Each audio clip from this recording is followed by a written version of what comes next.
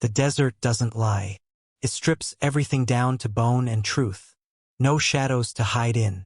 No walls to disappear behind. Just the sun, the dust, and whatever you're carrying inside your chest. And on a morning that looked like every other morning in Redstone Flats, a man rode into town on a horse that had seen better days, carrying nothing but a worn saddlebag, a rifle with 3 bullets left, and a name he hadn't spoken out loud in years. His name was Caleb Dunmore, and he wasn't looking for trouble. He was just looking for work. But the West has a way of laughing at simple men with simple plans. Because what was waiting for him at the edge of Redstone Flats wasn't a ranch job. It wasn't a paycheck or a warm meal or a quiet life in the dust. What was waiting for him was a woman standing on a porch with fire in her eyes and a shotgun resting across her arm like it belonged there. Like it had always belonged there. And when Caleb opened his mouth and asked her for work, she looked at him for a long, quiet moment. Then she said something that knocked the breath clean out of him. Something that would change everything. Something that would drag both of them into the most dangerous, most heartbreaking, most unforgettable chapter of their lives. Before we begin, tell me, where are you watching from? Sending love your way wherever you are. Now, let's ride. Redstone Flats wasn't a town that welcomed strangers. It wasn't the kind of place that hung welcome banners or sent pretty girls to the road with flowers. It was the kind of town that watched, that waited, that measured a man from a distance before it ever let him close enough to speak.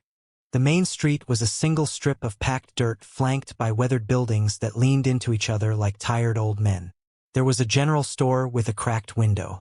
A saloon called the Copper Nail that smelled like whiskey and old regrets. A blacksmith who never looked up from his work. And a small church at the far end of town with a bell that only rang when someone died. It was a Thursday when Caleb Dunmore rode in. He came from the North Road, which most people didn't use anymore. Not after what happened to the Crawford family on that road 2 winters back. But Caleb didn't know about the Crawford family. He didn't know much about Redstone Flats at all. He'd heard it mentioned once, in a saloon 2 towns over, by a drunk man who said the place had good grazing land and a widow who paid fair wages. That was enough for Caleb. He was 34 years old, though he looked older. The kind of older that doesn't come from years, it comes from miles. From decisions made in dark rooms. From things you can't take back no matter how long you ride away from them. His coat was the color of old rust. His hat was pulled low. His jaw was covered in 3 days of rough beard, and his eyes, gray as storm clouds over flat land, moved slowly, carefully, reading everything they touched. He stopped his horse in front of the Copper Nail. A boy of maybe 12 was sitting on the porch steps, whittling a stick into nothing. "Boy," Caleb said. The kid looked up. He had a smear of dirt across his cheek and the kind of blank expression children develop in towns where interesting things don't happen. "Know where the Hale Ranch is?" The boy stopped whittling. Just for a second. Just long enough to be noticeable. "You mean the widow Hale?" the boy said. "I mean whoever owns the place with a job posting.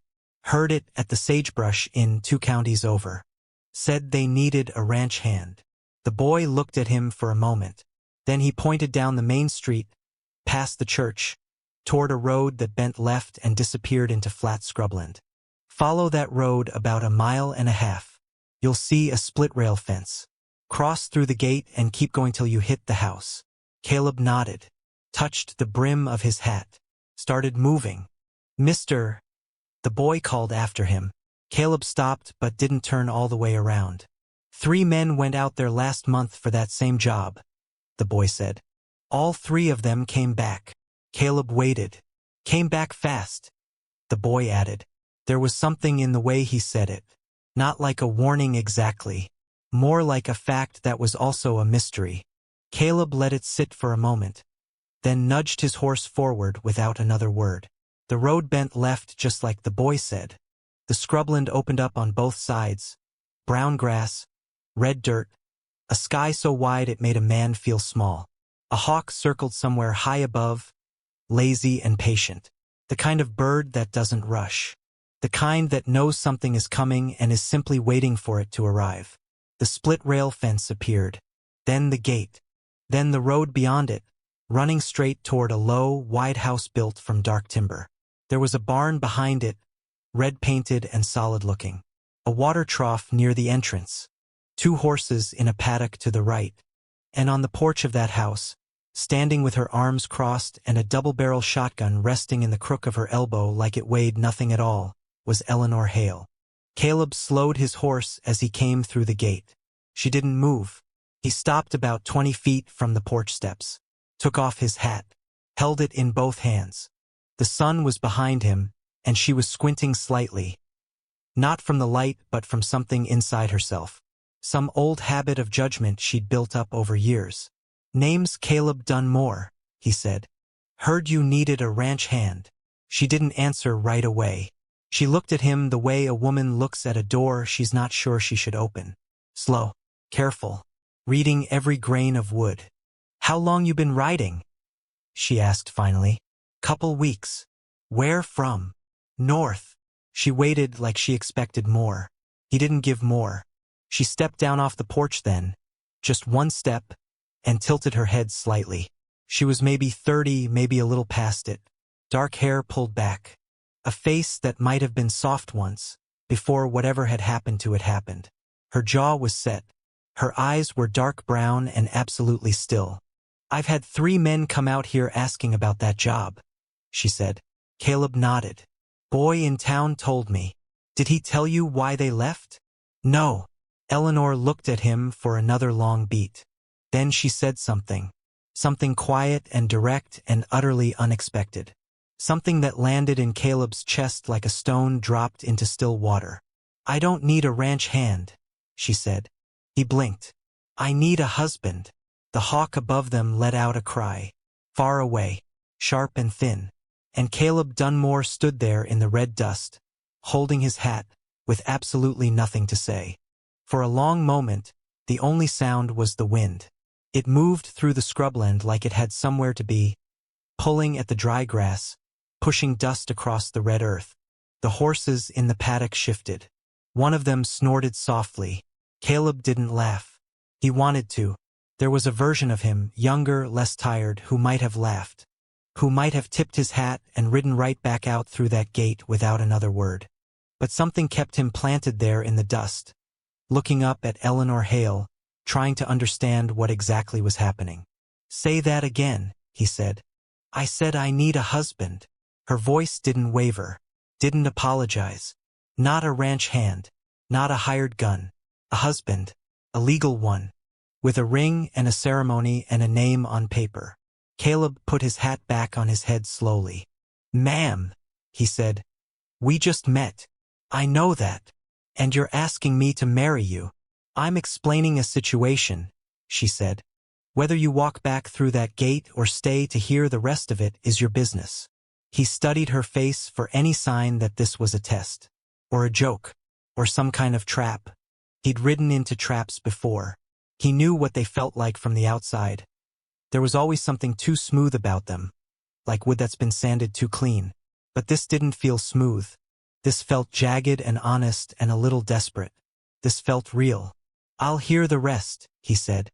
She nodded once, turned and walked back up onto the porch. "Then come inside." The interior of the house was plain but clean. A stone fireplace, cold now. A long wooden table with 4 chairs. A shelf of books along one wall. More than he expected. A coat rack with a man's old jacket still hanging on one peg. Not recently placed. Just never moved. She poured 2 cups of coffee from a pot on the stove. Set one in front of him without asking if he wanted it. Sat down across the table. "My husband, Thomas, died 14 months ago," she said. "Fever. Came on fast. He was gone in 9 days." "I'm sorry," Caleb said. She nodded briefly, the kind of nod that acknowledges condolences without needing them. "Thomas had a brother. Name's Roy Hale. He lives up in Cutter's Mill, about 40 miles northeast of here. Roy has always believed this land should have been his. Him and Thomas had a dispute going back 10 years over the deed to this property." She wrapped both hands around her coffee cup. "When Thomas died, Roy filed a claim. Said that, as the surviving male in the Hale family, The land reverts to him by the original terms of their father's agreement. Caleb listened.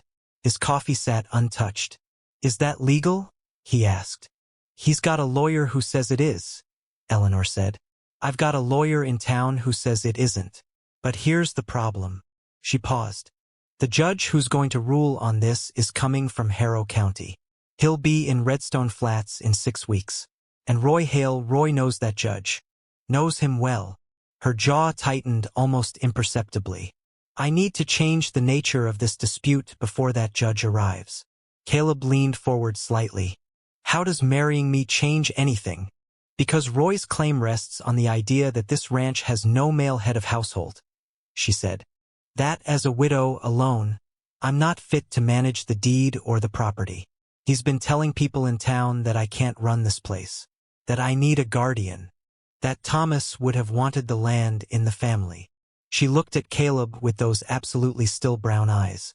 If I'm married before that judge arrives, if I have a husband, a legal partner, Roy's argument collapses. The land is mine, and his lawyer has nothing left to stand on. Caleb sat back. He looked at the table for a moment, then out the window at the flat, red land stretching beyond the glass. That's a cold calculation for a marriage, he said. Yes, she agreed. It is. What do I get out of it? A place to live, she said. 3 meals a day, your own room, a small wage for the ranch work because the work does need doing. And when this is settled, when the deed is confirmed in my name, we go before the judge again and dissolve it legally. You walk away free and clear. No strings. It should have sounded simple, transactional, clean. But nothing about it felt clean because nothing about the West ever was.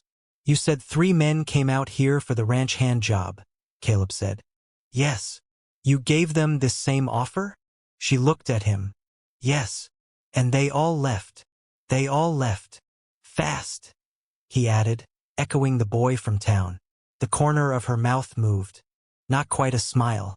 More like the recognition of an irony she'd already made her peace with.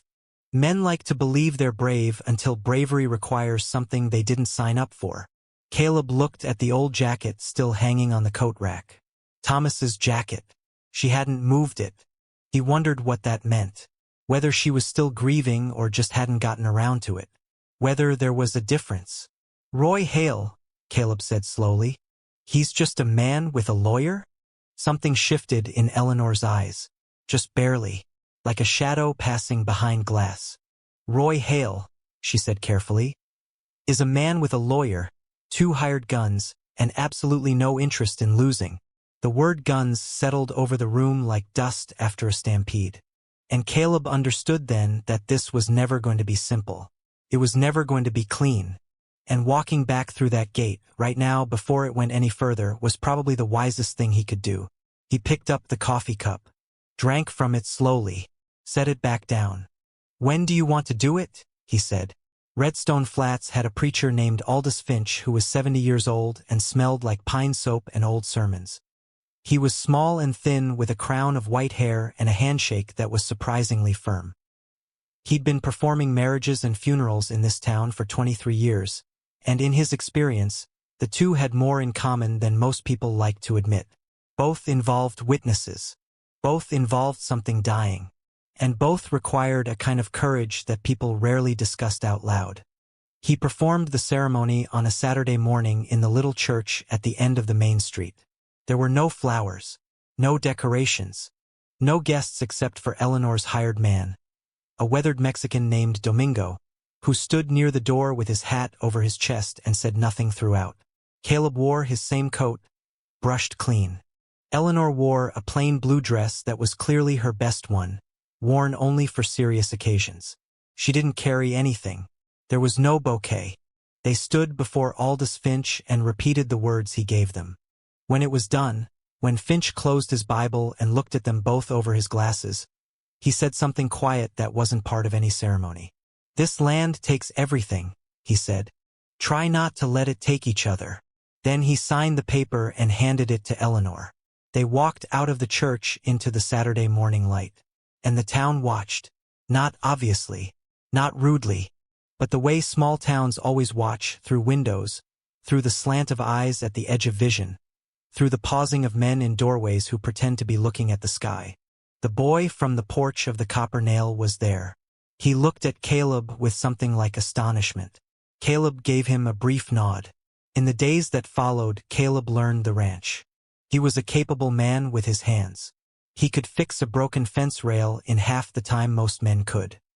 He understood horses in the quiet way that came from years of depending on them. He rose before dawn and worked until the light was gone, and he fell into the small bed in the room Eleanor had given him at the back of the house and slept without dreaming. Or so he told himself. He and Eleanor kept a careful distance. Not cold exactly, but structured. There were rules they'd established without ever speaking them. They ate together because that was necessary. They talked about the ranch because that was practical. About everything else they kept to themselves. But the land was talking even if they weren't. On the third morning, Caleb found the fence on the east side of the property cut. 3 clean breaks in the wire, spaced deliberately. Not a break from weather or a loose cow. A cut. Made with intention. He fixed it. Didn't say anything to Eleanor that evening. On the 5th morning, he found a dead coyote hung from the gate post at the entrance to the road. His throat was cut. It wasn't a coyote someone had shot on accident. It was a message, placed there at night, by a hand that wasn't afraid of being seen. He removed it before Eleanor could find it. Buried it out in the scrubland. But on the evening of the 7th day, Domingo came to the barn where Caleb was repairing a bridle and stood in the doorway with his hat in his hands. "You need to know something," Domingo said. His voice was low and steady, shaped by years of saying only what needed to be said.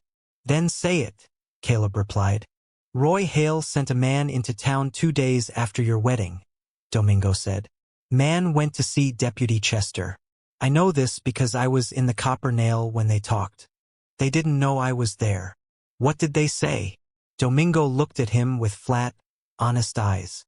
"Roy is telling people the marriage isn't real, that you're hired, that he's going to prove it before the judge arrives. He's asking around about you, Mr. Dunmore, asking who you are, where you came from." The bridle repair stopped. The barn got very quiet. "He won't find much," Caleb said. "Maybe not," Domingo replied. "But Roy Hale isn't relying on finding information. He's relying on what he can do if information doesn't come. He's a man who builds walls with money when he can't build them with truth." Caleb set the bridle down. "What about this Deputy Chester?" Domingo's expression said everything without saying anything. "He's Roy's man?" Caleb asked. "He's everyone's man who pays him," Domingo said. "Which is Roy's man, yes." Caleb nodded slowly. He stood up, walked to the barn door, and looked out at the last of the evening light. The scrubland was turning copper and brown. The sky above it a deep, bruised purple at the edges. "Does Eleanor know about any of this?" "She knows Roy has friends in town," Domingo said. "She doesn't know about Chester." "Why are you telling me?" Caleb asked. It wasn't an accusation, just an honest question. Domingo thought about it for a moment. "Because I've worked for the Hales for 6 years," he said. "Thomas was a good man.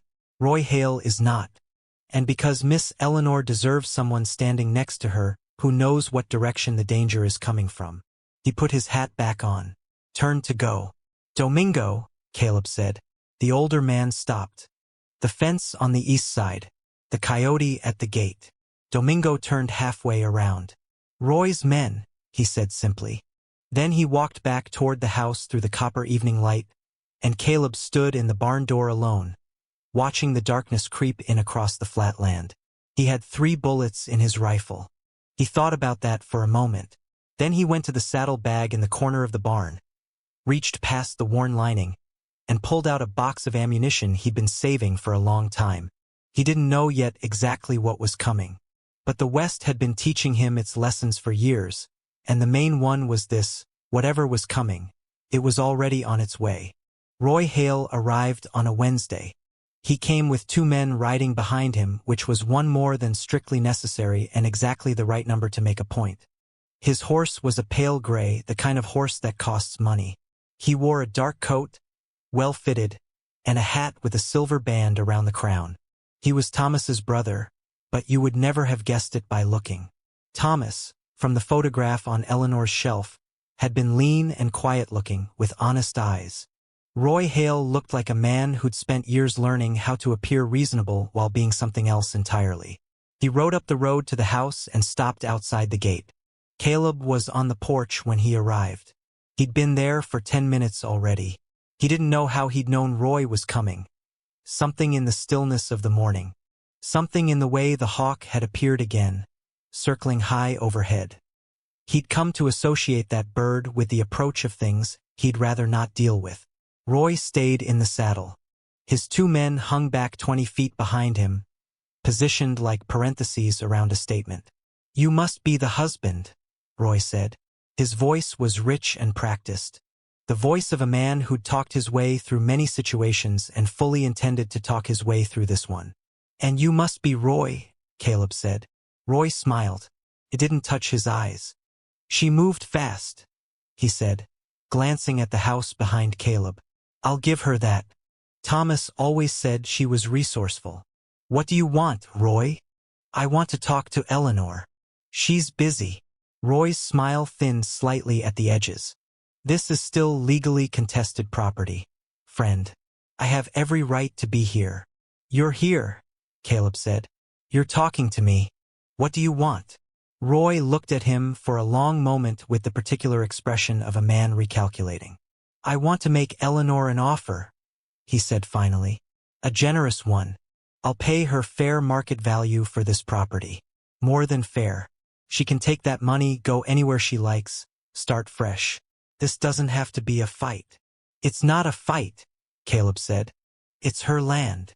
"It's complicated," Roy said pleasantly. "Only to you."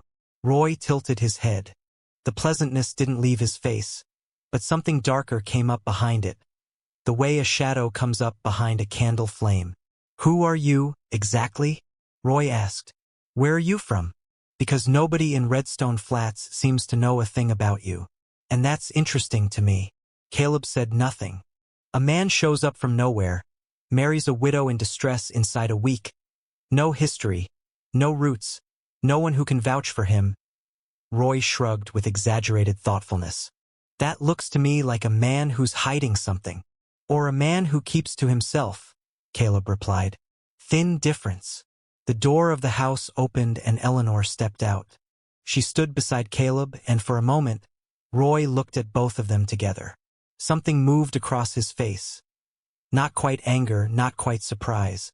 Something closer to recalculation. "Roy," she said. "Eleanor." His tone changed for her, softer, almost sympathetic. The voice he reserved for people he was trying to move. "You look tired. This is hard on you. I can see that. Go home, Roy. I'm trying to help you." "No," she said. "You're trying to take what my husband built, what I've kept, and I want you off this property." Roy looked at her for a long beat. Then he looked at Caleb. Then back at her. "I know this isn't real," he said quietly. Not cruelly. Almost gently, which was somehow worse. "I know what you've done here, Eleanor, and I know it's not going to hold.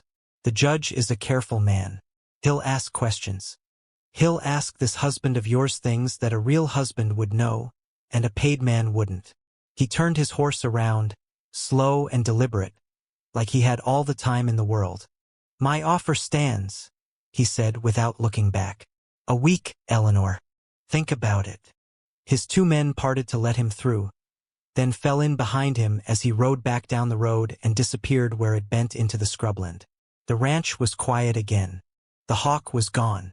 Eleanor stood on the porch with her arms at her sides, and Caleb noticed that her hands were trembling slightly. Not from fear, he understood that. From the effort of holding something in. From the years of holding it in. "He's going to send someone to look into you," she said. "Probably already has," Caleb replied. She turned to look at him then. Something in her face was different. Some edge of the composure she'd been wearing since the moment he arrived. "Is there something to find?" she asked. It wasn't an accusation. It was an honest question between two people who had made an arrangement and were now realizing the arrangement had teeth neither of them had fully accounted for. Caleb looked out at the road where Roy had gone, at the empty, flat land, at the red earth that held every secret you pressed into it. "There's always something to find," he said quietly. "Depends on how hard you look." Eleanor stared at him. The question underneath that answer was enormous and neither of them wanted to say it out loud yet. But it was there between them now, like a crack in dry earth after a long drought. Whatever Caleb Dunmore was running from, Roy Hale was about to find it. His name before was still Caleb. That part was real. But Dunmore was a name he'd borrowed from a dead man in a town called Lacey's Creek 2 years ago, on a night that still came back to him sometimes in those quiet hours between midnight and dawn when the body rests but the mind refuses to. The dead man's name had been Eli Dunmore. He'd been a good man by most accounts. Farmer. Caleb had been there when Eli died, had been sitting with him through the fever that took him because there was no one else, and because Caleb had been passing through and couldn't in good conscience leave a man to die alone on a dirt floor. He'd taken the name afterward, just for protection, just as a layer between himself and the thing he was actually running from. That thing had a name too. Harlan Cross. Harlan Cross was a man Caleb had once ridden with, in what felt like a different life, back when Caleb was 26 and foolish enough to believe that the world operated in shades of gray dark enough to justify the things men like Harlan asked you to do. They had robbed a bank together, in a town called Mallow. 3 men dead in the process. A bank teller, a bystander, and one of their own crew, shot by a deputy who came through the back door nobody had planned for. Caleb hadn't fired a shot that day. He'd been outside with the horses. But in the eyes of the law, that distinction mattered very little. He'd run that night, broken from Harlan's crew and run north, then west, then north again, a zigzag of desperation across 3 territories. Changed his name, grew the beard, rode smaller roads. He'd thought he'd put enough distance between himself and Mallow to breathe. He'd been wrong. On the 9th evening after Roy's visit to the ranch, Caleb was returning from the east fence line as the sun set, and he saw a man he didn't recognize sitting outside the Copper Nail as he passed through Redstone Flats for supplies. The man wasn't from here. He had the look of a town removed, cleaner boots, a coat that didn't carry trail dust. He was sitting with his chair tipped back, holding a drink, looking at absolutely nothing in particular, which meant he was looking at everything. Caleb didn't slow down, didn't look directly at the man. He got his supplies from the general store, put them in his bag, and rode back to the ranch with his jaw tight and his eyes moving. He told Eleanor that night. Not everything. Not Mallow, not Harlan. Not the dead teller's name that he still remembered because some things just don't leave you. But he told her enough. "Roy may have hired a man to look into my past," he said. "A professional, not a cowboy." They were at the kitchen table. The fire was low. The light was amber and close. Eleanor set down her cup. She looked at him with those still, dark eyes. "What will he find?" she asked. "My real name," Caleb said. He said it like a thing being placed on a table between them. Heavy but honest. Which connects to a situation from a few years back. What kind of situation? He looked at her directly. The kind that comes with a warrant. The silence was complete. Outside, something moved in the scrubland. Maybe an animal, maybe just the wind. The fire popped and settled. "You lied to me," Eleanor said. "I gave you the name I travel under," Caleb said. "Which is all I have." "Is that a distinction or an excuse?" "A fact," he said. "You can call it what you like." She looked at the table. Her hands were flat on it, very still. "What did you do?" "I rode with men who robbed a bank," he said. "I held the horses. I didn't fire a gun. But people died that day, and the law doesn't much care about which part of a thing a man did." Eleanor said nothing for a long time. Then she stood up and walked to the window and stood there looking out at the dark land beyond the glass. "If Roy finds this out," she started. "He'll use it," Caleb finished. "He'll give it to Deputy Chester. Chester will wire whoever's hunting for me. And while that's happening, Roy will tell the judge that your marriage is a fraud, performed by a fugitive, invalid under the law. She turned around. Her face was unreadable but not blank. There was something working behind it, not calculation exactly. Deeper than that, a kind of reckoning. So you have to leave, she said. Caleb looked at her. He'd been expecting that sentence. He'd been preparing for it all the way back from town, rehearsing how he'd accept it, how he'd saddle up and go and not look back the way he'd gotten good at not looking back. But it sat differently than he'd expected it to. Sat wrong somehow, like a boot on the wrong foot. Probably, he said. Tonight, she said.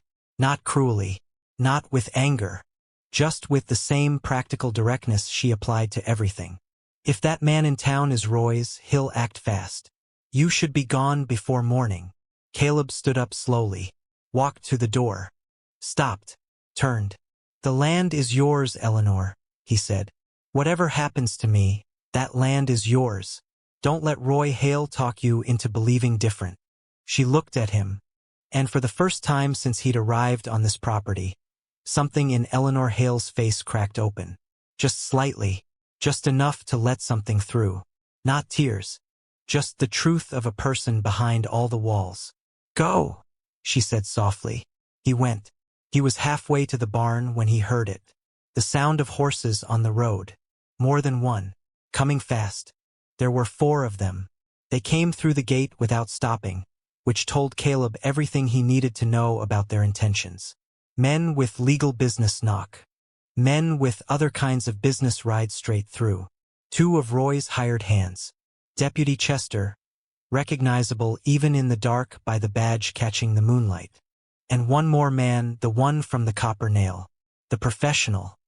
He rode slightly apart from the others in the way that men who are used to being the most dangerous person in any given situation ride apart, positioned for clear angles, already thinking about what comes after the conversation.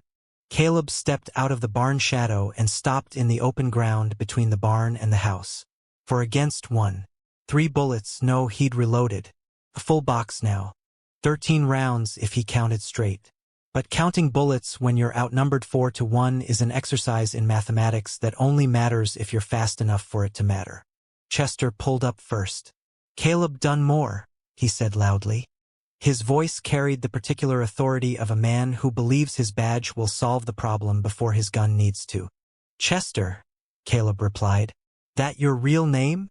Tonight it is. Chester shifted in his saddle. I've got a telegraph from the Mallow County Sheriff's Office. Says a man by the description you match is wanted in connection with a bank robbery. 3 people killed. I know what it says, Caleb replied. Then you know I've got cause to detain you. The 2 ranch hands Roy had sent flanked Chester on either side. Roy himself was not here. Roy was never somewhere that could get messy. The professional man with the clean boots had stopped his horse slightly to Caleb's right, near the fence line. Not yet involved. Watching. The door of the house opened. Eleanor stepped out onto the porch. Chester, she said loudly, you're on private property. I'm executing a lawful detainment, Mrs. Hale, Chester called back. This man is my husband and he is on his own property, she said. Her voice was completely steady. The shotgun was back in her arms. Chester looked uncomfortable. Now, Eleanor, I don't want trouble. Then leave, she said. Caleb looked at her. She was standing there in the lamplight that spilled through the open door, and there was something in that moment, something he couldn't entirely explain or categorize, that settled into him like the first breath after a long time underwater. She hadn't sent him away. She was still standing there. He turned back to Chester. You're going to have a problem, Caleb said calmly. The telegraph you got from Mallow County, it was sent at Roy Hale's request, not the sheriff's. Roy paid a man to pull my history, got a name, sent a wire, paid someone there to play along. That's not a lawful detainment. That's Roy using your badge to do his dirty work for him. Chester's jaw tightened. That's a serious accusation. It's the truth, the clean boots man said. Everyone stopped. Chester turned. Even Roy's hired hands looked over. The professional man, Roy's investigator, the one who'd been watching from the Copper Nail. reached slowly into his coat and pulled out a folded piece of paper. He held it up, not moving from his saddle. "My name is Grant Selby," he said. "I'm a private investigator operating out of Santa Fe. Roy Hale hired me to look into this man's past. What I found, I reported to Roy Hale." He paused. "What Roy Hale did not tell me he was going to do with that information was use it to stage a fake detainment and run this man off the property." He looked at Chester with the expression of a man who is done with a particular piece of business. "The telegraph from Mallow County is fabricated. I can verify that. The bank robbery in question, yes, this man was present. But the investigation concluded 2 years ago. The 3 men who fired weapons were captured and prosecuted. This man was never formally charged because a witness placed him outside the building at the time of the shooting." He folded the paper, put it back in his coat. "Roy didn't know that part. He only gave me the headline. When I found the details, I had a choice about what to do with them." Chester looked at the paper, then at Caleb, then at the barn, then at the ground. Roy's 2 hired men exchanged a look. "I'd ride out," Selby said to all 3 of them very calmly. "Just my professional recommendation." They rode out. Chester last, slower, looking back once with the expression of a man who knows he's going to have to answer for this tomorrow and is already dreading it. When the sound of hooves faded, the night was completely still. Caleb stood in the open ground between the barn and the house. Selby dismounted, walked over to him, held out the folded paper. "Consider yourself cleared," Selby said. He had a quiet, dignified way about him, a man who'd made a decision and was at peace with it. "I told Roy I couldn't find anything. He'll figure out that was a lie eventually. But by then, I'll be in Santa Fe, and it won't be my problem anymore." He got back on his horse, looked at Eleanor on the porch. "Strong woman," he said. Not in a flattering way, in a factual one.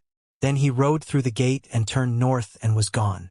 And Caleb and Eleanor were alone again in the dark and the dust and the wide, patient quiet of the west. She walked down from the porch slowly, crossed the open ground toward him, stopped a few feet away. "You were going to leave," she said. "Yes," he admitted. "Why didn't you?" He thought about that, about the sound of the horses coming through the gate, about the moment he'd stepped out of the barn shadow instead of melting back into it the way a running man should. "I don't know," he said.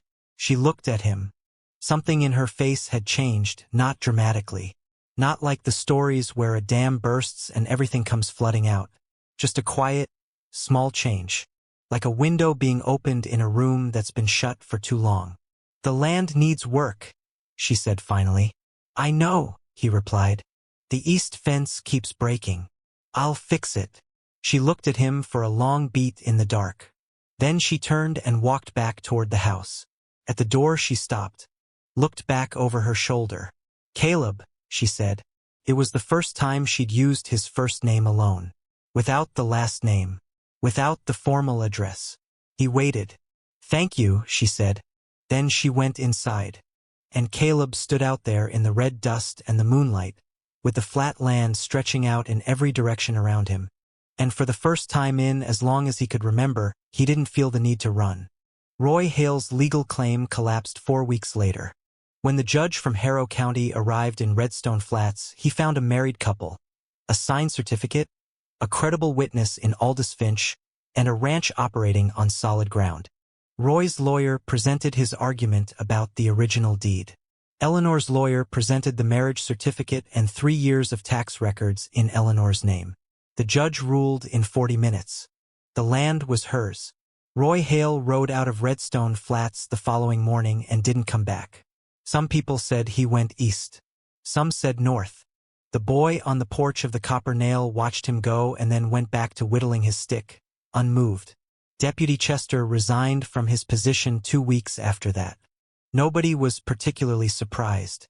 And Caleb Dunmore, a name he'd borrowed from a dead man in another town, stayed on at the Hale Ranch through the winter, then through the spring, then through the summer. Not because of a contract. Not because of an arrangement. Just because some things settle into place the way fence posts settle into dry earth. slowly, under pressure, until one day you find they're too deep to pull out. He and Eleanor never talked much about what they were to each other. The West didn't really deal in those kinds of conversations. But Domingo noticed that Thomas's coat came down from the coat rack somewhere in November. And he noticed that Eleanor started laughing again sometimes, not often, not easily, but the way real laughter comes back after a long silence. Unexpected. Honest. Better for the waiting. The east fence held all winter. On the last morning of December, when the sky was the color of iron and the air was cold enough to burn, Caleb stood at the edge of the property and looked out at the scrubland. The hawk was there again, high up, circling slowly, patient as always. He'd stopped thinking of it as a bad omen. Maybe it wasn't about warnings. Maybe it was just a bird that liked the view.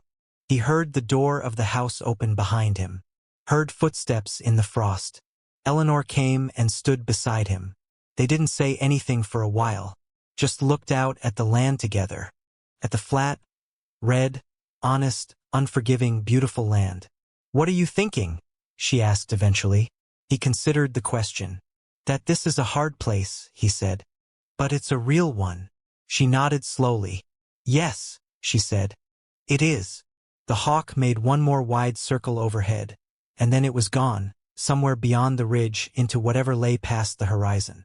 And the two of them stood there in the cold morning light, right where they were supposed to be. The West takes everything it can get its hands on. But sometimes, just sometimes, it gives something back. What would you have done in Caleb's place? Would you have stayed or ridden on? Leave your answer below, and wherever you're watching from, thank you for being here.